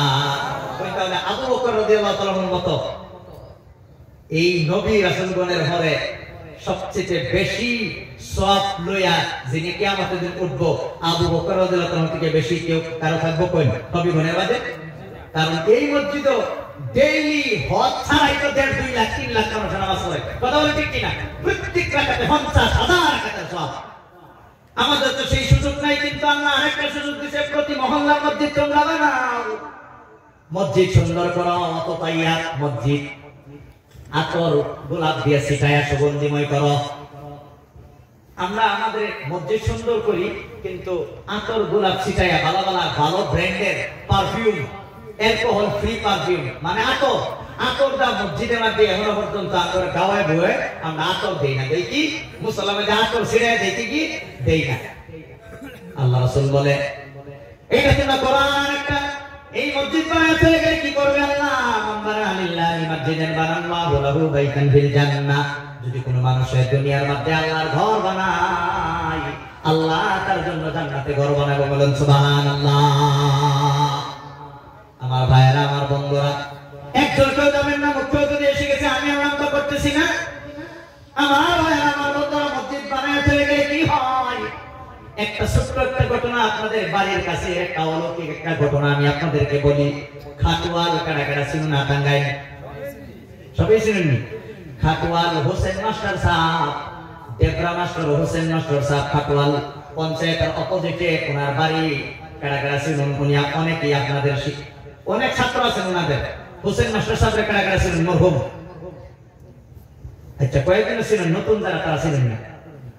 আমি 2007 সালে ওনার বাড়িতে জাগির রয়া তারাবাড়ি মাদ্রাসায় আমি লেখাপড়া করেছি। আমার ভাইয়েরা, আমার বন্ধুরা, উনি জীবনের দরমহারামায়া 5টা ভাগ করতেন। 5টা ভাগ, একটা ভাগ নিজের জন্য খরচ করতেন, আর একটা ভাগ নিজের ছেলে মেয়ের জন্য খরচ করতেন, আর একটা ভাগ ভাই বোনকে দিয়ে দিতেন, আর একটা ভাগ গরিব গুরাবাদেরকে দিয়ে দিতেন, আর একটা ভাগ টোটালি মসজিদের মধ্যে দান করে দিতেন।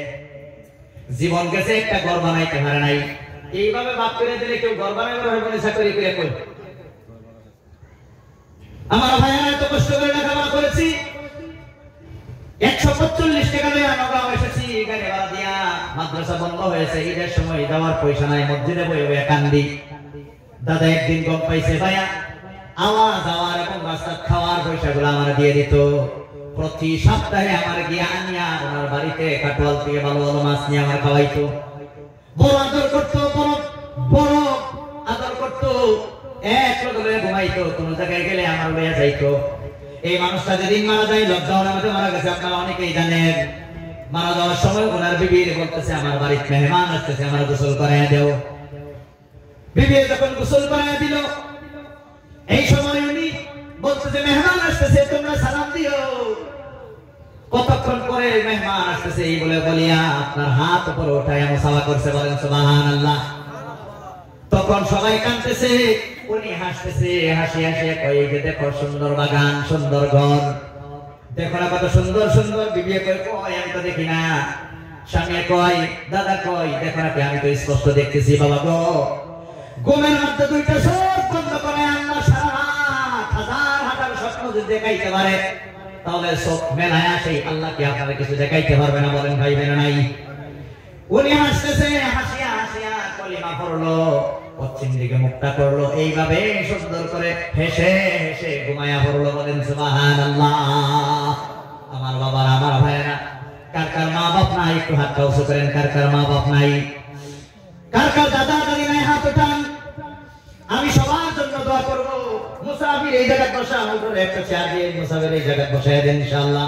একটা চেয়ারের ব্যবস্থা করে আমার মুসাফির ভাই আজকের মুখ্য অতিথি হিসেবে এই জায়গায় বসাই দেন। আজকে 2 জন মুসাফির আপনারা পেয়েছেন।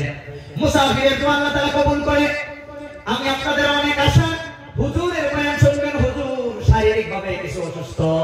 আমাকে বলল, লিয়াকত ভাই, আমি শারীরিকভাবে অসুস্থ, বড় দূর থেকে এসেছি। আপনি আপনার এই যারা শ্রোতা যারা থাকবে, যারা আমাদেরকে মেহমান বানাইলো, এই মেজবানদের কাছে আমার পক্ষ থেকে, আপনার পক্ষ থেকে মসজিদের জন্য 2টা হাত একটু বাড়িয়ে দিবেন। আমরা একদিন থাকবো না, মারা যাইব। এই মারা যাওয়ার পরে এই মসজিদ যারা বানায়া যাইব, তাদেরকে আল্লাহ তাআলা জীবনে কোনোদিন সওয়াব বন্ধ করবে না। আপনি বানায়া দেওয়া সেই মসজিদের মধ্যে যখন কেউ নামাজ পড়বে, অটোমেটিক হিসাবে সেই সওয়াবটা আল্লাহ তাআলা আপনার কবরে ট্রান্সফার করে দিবেন। আর অন্য কোনো আমল আপনার জন্য থাকবে না। সাদাকাতুন জারিয়া। এমন জায়গায় দান করে যাবেন, যেই দান আমার ভাই অনেক মানুষের সময় হুজুর আইলাম ওয়াজ শুনবার লাগা, হুজুরে সামনা করে সময় নষ্ট করে দিল। বাবা গো, আপনি যদি কোরআন পড়েন দেখবেন যত জায়গায় মুমিনের সিফাত আল্লাহ তাআলা বয়ান করেছেন, সেই জায়গায় দানের কথা আল্লাহ তাআলা বলেছেন, লান তানালুল বিররা হাত্তা তুনফিকু মিম্মা তুহিব্বুন। আল্লাহ বলেন ততক্ষণ পর্যন্ত নেককার হতে পারবা না যতক্ষণ পর্যন্ত তোমার মহব্বতের জিনিস আল্লাহর রাস্তায় দান করবা, ততক্ষণ পর্যন্ত নেককার হওয়ার কোনো রাস্তা নাই। আল্লাহ আমাদের 24 ঘন্টা দিতেছে, আমরাও যদি সামান্য দেই আল্লাহ পছন্দ করে। আল্লাহ কয় আমিও দেই, বান্দাও দেয়। আল্লাহ কোরআন কারীমের মধ্যে বলেন ইয়ামহাকুল্লাহুর রিবা ওয়া ইউরবি সাদাকা, সুদ খেয়ে যারা পয়সা জমায় আল্লাহ কয় এটা আমি ধ্বংস করে দেই, কিন্তু সদকা যারা করে তাদের মান আমি আল্লাহ বানায়া দেই। বলেন সুবহানাল্লাহ। আল্লাহর কাছে কেউ যাবেন না, দয়া করে কেউ যাবেন না। সুদ খাইলে মাল যে ধ্বংস করে দেয়, কয়েকদিন আগে দেখছেন যে বাংলাদেশের অবস্থা, 8 কোটি 10 কোটি 15 কোটি টাকার মার্সিডিজ গাড়ি হাল ফালায়া বাঁচছে।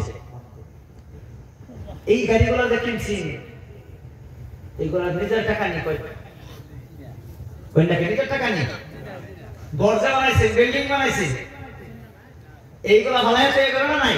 আল্লাহ তো কয় আমি এগুলা ধ্বংস করে দেই। বিশ্বাস হয়েছে নি? কি গো বিশ্বাস হয়েছে নি? নমরুদ কি পরিমাণ সম্পত্তি আল্লাহ তাআলা তারা দিয়েছে, খায়া যাবে হয়েছে না ধ্বংস হয়েছে? কোন ধ্বংস হয়েছে না নাই? কিন্তু যারা দান খয়রাত করে আল্লাহ তাআলা তাদেরকে বাড়ায়া দেয়। আবু বকর রাদিয়াল্লাহু তাআলা কয়েকটা টাকা, যেই টাকা দিয়ে মসজিদের নববীর মাটি কিনেছিল, বলেন কিয়ামতের দিন আবু বকর রাদিয়াল্লাহু তাআলা যেই সওয়াবটা পাবে, সেই সওয়াব কি আমি আপনাভাবে পাবো না? তবে আমি আর আপনি যদি মসজিদ বানাইতে যাই, আল্লাহ রাব্বুল আলামিন কিয়ামতের দিন সেই কিয়ামত পর্যন্ত আমার আপনার সেই সওয়াবগুলো বানাইতে থাকবে। আমার ভাই, আমার বন্ধুরা, বাদশা হারুন রশিদের নাম শুনছেন? হারুন রশিদ খুব ভালো করে একটা কথা শুনবা, কেউ যাবেন আল্লাহকে বাসে, আল্লাহকে বাসে দোয়া করে যাবেন। আমার ভাইরা, আমার বন্ধুরা, হারুন রশিদ একদিন কইল আমি আল্লাহর জন্য একটা ঘর বানাইব, তবে কেউ আমার ঘরে কেউ চান্দা দিতে পারবা না। প্রথমত এই কাজ মিস্ত্রি লাগাই দিল, কয়েকদিনের মধ্যে ঘর হয়ে গেল। কয়েকদিন পরে স্বপ্নে দেখে ফেরেশতা কয়, হারুন তুমি আল্লাহর জন্য ঘর বানাইছো, চলো তোমার ঘরটা আমি দেখাই আসি। গিয়া ওনার নিজের ঘর নিজে অবজার্ভ করলেন। অনেক নেককার মানুষ মৃত্যুর আগে আল্লাহ তার জান্নাতের বাড়িটা আগে দেখায় নাই। সুবহানাল্লাহ। বাবাজি যদি আমেরিকা যায়, গিয়া কোন জায়গায় থাকবেন এটা একটা টেনশন আছে না নাই? একজন বন্ধু যদি কয় দেখো তোমার লাগে এই ঘরটা ভিডিও কল করে যদি দেখা যায়, এই ঘরটা তোমার জন্য প্রস্তুত করছি, ফ্যামিলি লই আয়ো, যতদিন ইচ্ছা ততদিন থাকতে ভর্তি করে যাইবা। কই যাওয়ার সময় কষ্ট হইব নি? যে কোনো থাহাম এই কষ্ট হইব নি? কই হইব নি? এই জন্য আল্লাহর মায়ার বান্দাদেরকে এই যে হোসেন মাস্টার সাহেবের ঘটনা আমি শুনাইলাম, দুনিয়া থেকে যাওয়ার আগ মুহূর্তে আল্লাহ সেই ঘরটা দেখায় নিল, যাতে উনি যে যাইতেছে এই টেনশন যাতে না করে, গিয়া কই থাকবো এই টেনশনটাও যাতে না হয়। বলেন সুবহানাল্লাহ। হারুন রশিদ এই ঘর থেকে আওয়াজ সময় দেখে আরেকটা ঘর, তার ওনার মতো আরেকটা ঘর, কইলো যে এই ঘরটাও দেখে আই, ভাবছে এটাও মনে হয় তার। যাওয়ার লগে লগে প্রহরীয়া কয়, হারুন রশিদ এই ঘর তোমার না, এখানে ঢোকার অনুমতি তোমার নাই। বলে কার ঘর? বলে দেখো দরজার মধ্যে কি লেখা। তখন দরজার মধ্যে লিখেছিল হাযাল বাইত লি আহমদ, এই ঘরটা আহমদের জন্য, যে আহমদ তোমার যে তুমি আল্লাহর ঘর বানাইছো এই ঘরের একজন মিস্ত্রি। স্বপ্ন ভাঙে গেল, উঠিয়া তারপরে কি করবো কি না করবো সব মিস্ত্রির দাওয়াত দেখাইল। খাওয়াই কেউ জানে না, কথা একটা আছে। তখন হারুন রশিদ কইল, আহমদ নামের মিস্ত্রি কে আছো তুমি খাড়াও। আহমদ থরথর করে কাঁপিয়া খাড়া হইল, না জানি কোন বিচার আজকে হবে। তখন হারুন রশিদ বলতেছে, আমি আল্লাহর ঘর বানাইছি, আল্লাহ আমার ঘর বানাইছে, আল্লাহ আমাকে দয়া করে দেখাইছে, তবে তোমার আমার মতো একটা ঘর দেখে আইছি। বলো তুমি কোন কাজ করিয়া ঘর তো বানাইছে আমি, তুমি কিভাবে ঘর বানাইলে আজকে বলো। এই সময় হারুন রশিদ চোখের দুই চোখের থেকে পানি টপ টপ করে পড়তেছে, আর বলতেছে, হুজুর যখন আমি আপনার মসজিদের আল্লাহর ঘরে যখন আমি কাজ করি, তখন আমি ভাবতাম আমি গরিব মানুষ, আমি যে আল্লাহর জন্য একটা ঘর বানাইতে পারতাম, আমার ক্ষমতা নাই, আমার ক্ষমতা না, আমি বানাইতাম। এইভাবে আমার চোখের পানি আপনার ইটার মধ্যে পড়তো, পাথরের মধ্যে পড়তো, এইভাবে আমি কাজ করতাম। একটু আবার ডিউটি একটু বেশি করতাম, আপনি যে ডিউটি দিয়েছিলেন তার থেকে বেশি করতাম মহাব্বতে। একদিন রাত্রে আপনার একদিন দিনে আমার ঘরের মধ্যে একটা কুয়া খনন করলাম, 3টা পাথর পাইলাম। এই পাথরগুলো আমাদের দিনায়া দেখলাম, আমার কুয়ার পাথরে আপনার এই যে মসজিদের মধ্যে যে পাথর দেওয়ার জন্য আছে এইগুলা মিলে, এইগুলা মিলায়া তারপরে একদিন রাত্রে আমি 3টা পাথর লুকায়া আমি আপনার পাথরের সাথে মিক্সার করে দিয়ে আল্লাহর কাছে 2টা হাত উত্তোলন করে জার করে কাঁদছিলাম আর বলছিলাম, আল্লাহ জানি না কোন দিন কবরের বাসিন্দা হয়ে যায়। আজরাইল তো পিছে আছে মৃত্যুর ছুরি লইয়া, সময় হইলেই দিবে তোর কলিজাই ঢুকাইয়া, কলিজাই ঢুকাইয়া। আজকের ঘটনা লক্ষ্য করে পেঁয়াজ রসুন বড় ট্রাক, এক ট্রাক ভর্তি করে মনে করে অনেক দূর থেকে একজন ড্রাইভারে গাড়িটা খাড়া কইরা একটা পেট্রোল পাম্পের নিচে এইভাবে বইয়া জিরাইতেছে একটু দোকানের মধ্যে। পেট্রোল পাম্প থেকে একটা 4 চাকা একটা গাড়ি একটু মনে করে একটু এইভাবে বারোয়া আয়াই মুডে 1 মিনিট হইছে না, বেচারা এনে বইছে। এই গাড়িটা আয়া তার এই উপর দিকে এইভাবে তুলিয়া দিছে, এই জায়গাটা একবারে বক্তা বানাইছে, লগে লগে এই মানুষটা বিদায় হয়ে যায়। বাবা তার মরণ কোন সময় এসে যায় জানি না। বাদশা আমার রশিদ এই আহমদ খালি কান্ত, আল্লাহ কোন দিন না জানি মরে যায়, তোমার জন্য ঘর বানানোর সুযোগ আল্লাহ আমার হয় নাই, আমি গরিব মানুষ। এই 3টা পাথর তোমার ঘরের এই পাথরের লগে মিক্সার করে দিলাম, দয়া আল্লাহ তুমি আমারে কবুল করিও। মালিক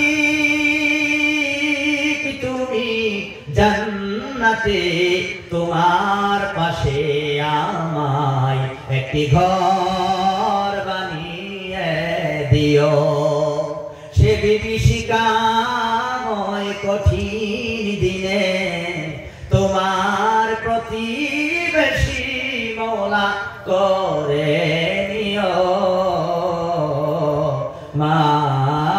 মালিক তুমি জান্নাতে তোমার পাশে আমায় একটি ঘর বানিয়ে দিও।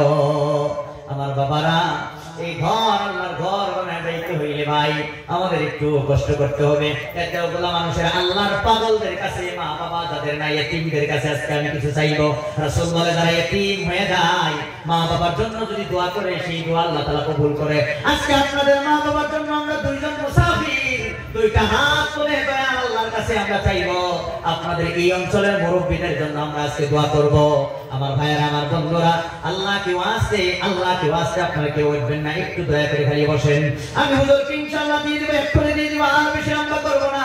হুজুর কিছু অসুস্থতার কারণে আপনাদের কাছে হাত পাততে পারবে না, উনি খালি আপনাদেরকে ওয়াজ শোনাইয়া ইনশাআল্লাহ শেষ দোয়া করে দিবে।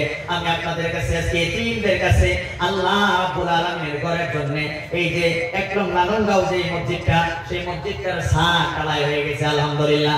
আপনাদের মেহনতে আল্লাহর ঘরের উপরের ছাদ দিয়ে দিয়েছেন, দোয়া করি আল্লাহ এই অঞ্চলের উপরে আল্লাহ তোমার রহমতের ছাদ দিয়ে দাও। বলেন সুবহানাল্লাহ, আমিন। বলেন আমিন, আরো জোরে বলেন আমিন। সবের দোয়া কবুল হয়। আমার ভাইরা এই ঘরটা চতুর্দিকে বেড়া দেওয়ার জন্য, চতুর্দিকে বেড়া দেওয়ার জন্য রমজান আসতেছে। এই বছর রমজান প্রায় ঠান্ডার মধ্যে হবে, এখন ঠান্ডার মৌসুম চলতেছে। এই মসজিদের মধ্যে দাঁড়াইলে ঠান্ডা যদি আসে নামাজ মনোযোগ দিয়ে পড়তে পারবেন না। ও আমার যুবকেরা, ও আমার মুরব্বী ভাইরা, আপনারা এই ঘরটা আপনারা সুন্দর করে যান, আল্লাহ রাব্বুল আলামিন আপনার কবরটা সুন্দর করে দিবে। জান্নাতে আপনার জন্য 10 গুণ বড় একটা জান্নাত বানাবে। রাসূল বলে জান্নাতের এই ঘরটা একটা ইটা হবে স্বর্ণের, আর একটা ইটা হবে রূপার, আর সিমেন্ট হবে মিষ্টি আম্বরের সুগন্ধি। বলেন সুবহানাল্লাহ। জান্নাতটা কত সুন্দর হবে। আমি একটা কথা বলতে চাই, রাসূল বলেন তোমরা যদি জান্নাত আল্লাহর কাছে চাও তাহলে জান্নাতুল ফিরদাউস তোমরা চাইবা। এখন প্রশ্ন হইল রাসূল জান্নাতুল ফিরদাউসের কথা কেন বললেন? আরো তো 7টা জান্নাত আছে, এগুলো বলেন নাই কেন? কারণ হইল আমার ভাইরা জান্নাতুল ফিরদাউস আল্লাহ যেদিন বানাইছে এই দিন থেকে আজ পর্যন্ত আর কিয়ামত পর্যন্ত ডেইলি এই জান্নাতুল ফিরদাউসটা 5 বার করে সাজাই কোন সুবহানাল্লাহ। বাবা আমরা যদি মসজিদ সাজাই কিভাবে সাজাইবো? ধরেন কাঁচা ঘরটা ফাঁকা করলাম একটা সাজানি, পাকা ঘরটার মধ্যে প্লাস্টার করলাম আরেকটা সাজানি, প্লাস্টারের মধ্যে প্রোটিন কাটলাম আরেকটা সাজানি, প্রোটিনের মধ্যে কালার করলাম আরেকটা সাজানি। ধরেন একদিন সাজাইলাম, 2 নম্বর দিন তলে ফ্লোরের মধ্যে ফ্লোর করলাম একটা সাজানি, আপনার টাইলস লাগাইলাম এটা আরেকটা সাজানি, টাইলস ফলাইয়া মার্বেল পাথর লাগাইলাম এটা আরেকটা সাজানি, এইটা ফলাইয়া রূপা তামা লাগাইলাম এটা একটা সাজানি, এইটা ফলাইয়া ধরেন রূপা লাগাইলাম এটা একটা সাজানি, এটা ফলাইয়া ধরেন স্বর্ণ লাগাইলাম এটা একটা সাজানি, এটা ফলাইয়া ধরেন হীরা লাগাইলাম, মণি লাগাইলাম, মুক্তা লাগাইলাম। 3 দিন সাজাইলে দুনিয়ার আর কোনো ম্যাটেরিয়ালস আপনার পক্ষে সম্ভব না দুনিয়ার মধ্যে থেকে আরো বার করা। কথা আছে না মিছা? 3 দিন সাজাইলে আর কিছুই একটা থাকতো না, সাজানি সব আপডেট হয়ে যাবে, সব শেষ হয়ে যাবে। লেটেস্ট ভার্সন দিয়ে সাজাইলেও হাইওয়েস্ট 3 দিন সাজাইতে পারবেন এই মসজিদটা। তবে জান্নাতুল ফিরদাউস যেদিন আল্লাহ তাআলা বানাইছে এই দিন থেকে লয়া কিয়ামতের দিন পর্যন্ত ডেইলি 5 বার করে মূল্যবান ধাতু দিয়ে আল্লাহ তাআলা সাজাইতেছে। বলেন সুবহানাল্লাহ। সেই জান্নাতুল ফিরদাউস রাসূল বলে, রাসূল তো নিজে চোখে দেখে আইছে, মেরাজে আল্লাহ তাআলা দেখাইছে। এইজন্য রাসূল কইছে জান্নাত যদি চাও জান্নাতুল ফিরদাউস চাইবা। আমি আজকে দোয়া করব এই যারা এতিম রয়েছেন আপনাদের মা বাবা দাদা দাদি নানা নানি এবং আপনাদেরকে আল্লাহ তাবারক ওয়া তাআলা জান্নাতুল ফিরদাউসের মেহমান বানিয়ে দেব। আমিন। আমার ভাইরা কিছু কিতাব দরকার জলদি ইনশাআল্লাহ। 1 নম্বর কোন বাবা আছেন ইনশাআল্লাহ? প্রায় 10-12,000 কিতাব দরকার আছে ইনশাআল্লাহ। সর্বপ্রথম আমি আপনাদের কাছে 2000 ইটা চাইতেছি একজন বাবার কাছে। বেড়ানো দিবা লিখে কেউ আসেন ইনশাআল্লাহ? জি ইনশাআল্লাহ। আমার ভাই আমি ইটা চাইছি ইনশাআল্লাহ। আপনার নাম কি? নারায়ে তাকবীর, নারায়ে তাকবীর। তবে একটু কষ্ট করে জানি না স্টেজে যারা আসে এটা আমার মেনগা একটু সামনে যাবেন, আমি তুমি সওয়া করাম গতিকে এটা একটু নেন দেই, এটা একটু খালি হরাই দেন ভাই, এটা একটু দয়া করে হরাই দিন। আমি একটু সামনে যাই, আমি সওয়া করাম, কেউ যাবেন না ইনশাআল্লাহ। জলদি করে আমার হুজুর এখানে বসে ইনশাআল্লাহ, আমি সময় নাই। জি আলহামদুলিল্লাহ। আর একটু সেটা একটু আগে দিন ইনশাআল্লাহ, সেটা একটু দয়া করে আগে দিন।